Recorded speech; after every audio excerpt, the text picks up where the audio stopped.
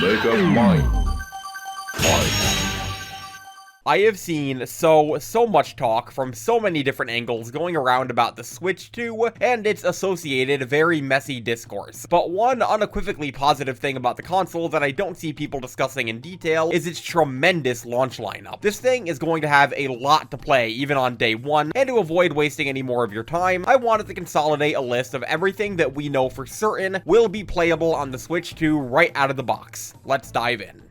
First up, and least notably, are our entire Switch 1 libraries. There's obviously some smoke around what will and won't be supported immediately, and to what extent for each game, but for the most part, it seems like pretty much everything we would naturally expect to be playable on Switch 2 from Switch 1 will be present and supported. Nintendo actually has published concrete lists of games that have known compatibility issues, but they've also clearly communicated that they're intending to sort these out as the console's life goes on, so just assume if you have a first-party Nintendo game, or anything that's not listed in any of these write-ups, that it'll be playable on Switch 2. Backwards compatibility is one of the system's advertised features, so this makes sense. Additionally, there's a small, currently confirmed lineup of Switch 1 games that will receive free patches when played on Switch 2, which will also be available on the day of the console's release. Here's a handy graphic made by GameXplain showcasing the full list, but if you're listening to this video and not watching it, here's the full rub.